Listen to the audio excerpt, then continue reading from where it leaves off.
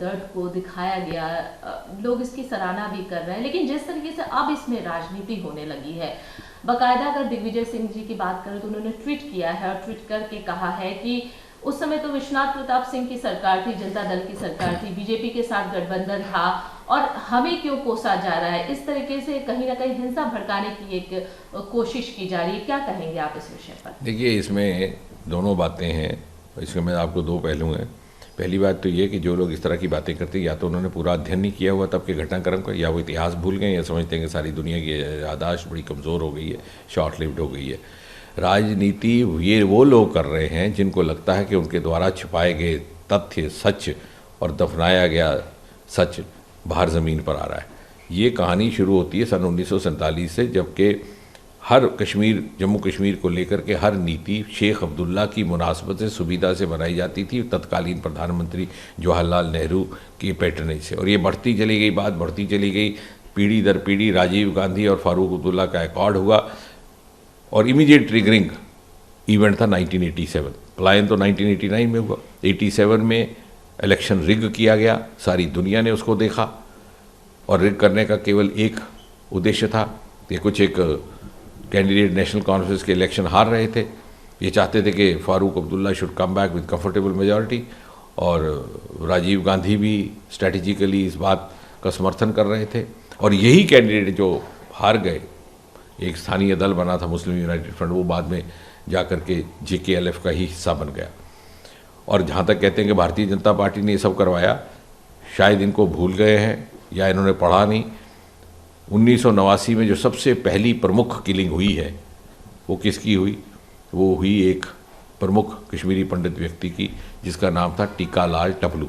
वो टीकालाल टपलू कौन थे? वो भारतीय जनता पार्टी के अध्यक्ष थे, कश्मीर इकाई के। तो मान लीजिए कि भारतीय जनता पार्टी ने आतंक शुरू करवाया, हत्याएं शुरू करवाईं और हत्यारों को कहा कि सबसे पहले मेरे ही घर से हत्या करके तुम शुरू हो, मेरे अध्यक्ष की हत्या कर दो। कैसी बचकाना बात है। दूसरी प्रमुख हत्या, क्योंकि हमने तो चश्मदीद गवाह है, देखा हुआ, और अभी परमात्मा की कृपा से यादाश्त भी सहारा दे रही है, साथ दे रही है। दूसरी प्रमुख हत्या हुई प्रेमनाथ भट्ट। वो पत्रकार थे, बीजेपी के समर्थक थे उन परिस्थितियों में भी। तीसरी हत्या हुई है, मेरे ख्याल से नीलकंठ गंजू थे एक जज, जिन्होंने मकबूल भट्ट को फांसी की सज़ा दी थी, जिन्होंने कई साल पहले एक जहाज़ यहाँ से हाईजैक करके लाहौर ले गए थे। यानी चुन चुन करके उनकी हत्याएं की गई जो भारतीय जनता पार्टी के समर्थक थे और राष्ट्रवादी लोग थे। चौथी या पांचवी हत्या हुई लासा कौल, जो दूरदर्शन के डायरेक्टर थे, जो राष्ट्रवादी पक्ष रखने का जिसका दायित्व रहता है।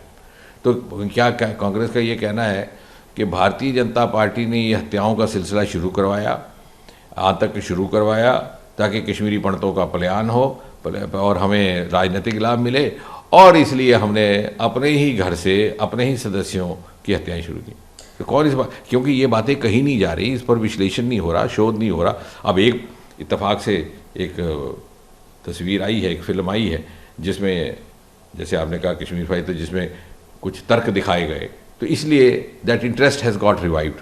और जिनको इन तर्क के कारण असुविधा हो रही है, फीलिंग अनकंफर्टेबल, और उनको दिक्कत आ रही है, क्योंकि उनकी राजनीति आज तक इस झूठ को छिपाने पर कायम रही है। भूपेश बघेल जी भी फिल्म में जो है वो आधा सच दिखाया गया है और इसके माध्यम से राजनीति करना चाहते हैं, 2024 की तरफ जाना चाहते हैं।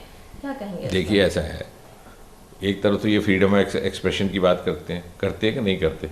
हालांकि कोई भारत के टुकड़े टुकड़े कह दे तो उसको भी बख्श दो, कहते हैं फ्रीडम ऑफ एक्सप्रेशन। भारत मुर्दाबाद कह दो, वो भी कहते हैं कि कोई बात नहीं। पाकिस्तान जिंदाबाद कोई कहे तब भी कहते हैं कि नहीं, ये फ्रीडम ऑफ एक्सप्रेशन है, आप तो कह सकते हैं। और टुकड़े टुकड़े गैंग के तो इतने बड़े भरपूर समर्थक हैं फ्रीडम ऑफ, तो अब फ्रीडम ऑफ एक्सप्रेशन कहाँ गया?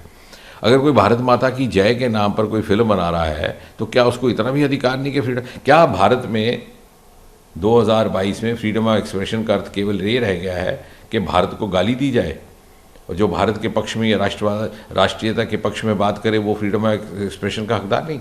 नाउ हैविंग सेड दैट, अगर ये मान भी लिया जाए जो ये कह रहे हैं इनकी बात कि इसमें पूरा सत्य नहीं दिखाया गया, अर्ध सत्य से, तो जो बाकी का सत्य है उसको लेकर के ये फिल्म बना देना, किसी ने रोका तो नहीं है।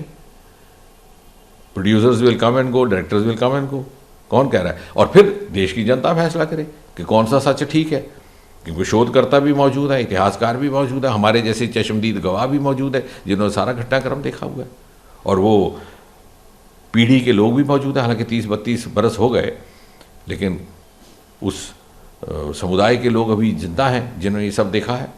उसमें हिंदू भी शामिल है, मुस्लिम भी शामिल है।